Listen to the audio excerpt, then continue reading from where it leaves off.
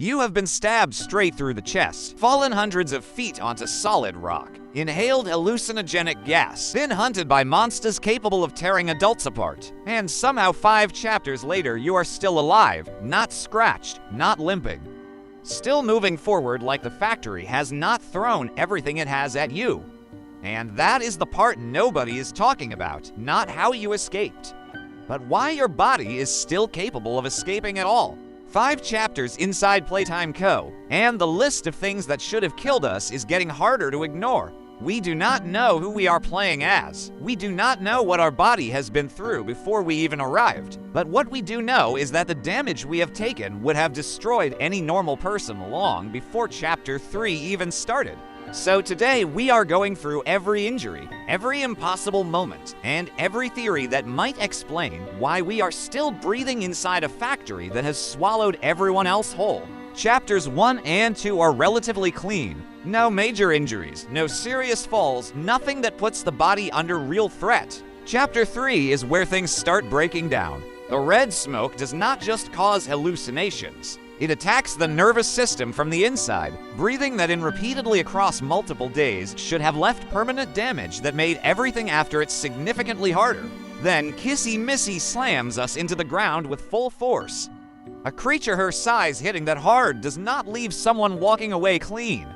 Vertebrae do not forgive that kind of impact. Chapter 4 piles on. Relentless attacks from the smiling critters, accumulating damage, and then the fall at the end of the chapter onto rocks below. You can hear the impact. That is not the sound of a controlled landing. And Chapter 5 finishes it. Chased to the limit by the prototype, forced off a moving train, then stabbed through the back and out through the chest. Submerged in poppy gel, shocked back into consciousness by giblets. 3 moments in one chapter that should have ended everything permanently. But here is the question almost nobody is asking. When did we last eat? When did we last drink water? Because across 5 chapters spanning multiple days inside this factory, there is no meal, no water, no moment where the player stops and refuels.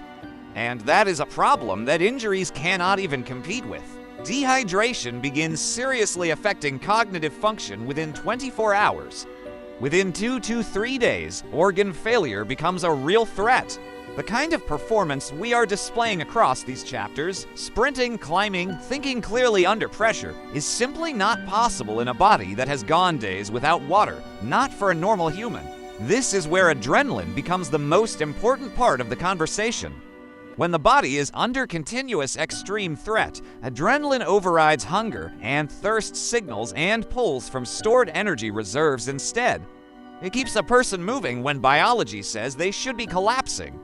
Given everything chasing us inside this factory, our adrenaline has likely never dropped to normal levels, but adrenaline has a limit. After 2 to 3 days of sustained production, the adrenal glands begin to fail. And when they do, everything the body was suppressing hits at once. Fatigue, cardiovascular strain, a collapsed immune system. If the poppy gel did not reset something fundamental inside us in Chapter 5, Chapter 6 could be where it all finally catches up. So what is actually keeping us alive? The Grab Pack 2.0, found in Chapter 3, includes air jets built to slow the impact of long falls. That accounts for the drops in Chapter for being survivable despite how brutal they looked. Adrenaline accounts for why broken bones and stab wounds did not slow us down in the moment. Pain suppression, forced energy, a body running on its last reserves and refusing to stop. And the poppy gel may be the most important piece. The lore strongly suggests it has regenerative properties. Being fully submerged in it after everything we had absorbed across 5 chapters may have done far more than close wounds. It may have restored hydration, reset the body's energy systems, and given us a biological second chance that had no right existing.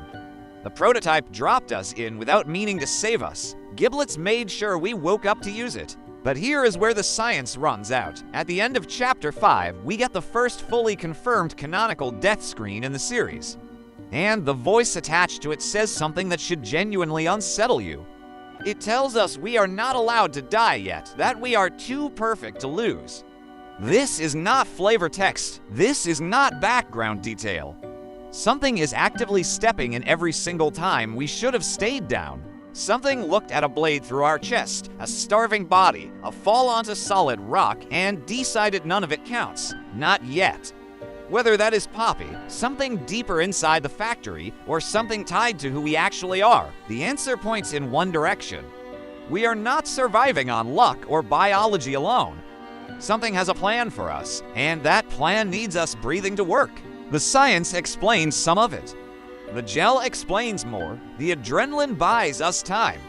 But that voice in the dark is the part that nothing else can account for. This factory should have taken us long before Chapter 5. Something made sure it did not. So here is what I want to know. Do you think we are still human after everything this place has put us through? Or has something already changed inside us without us even realizing it?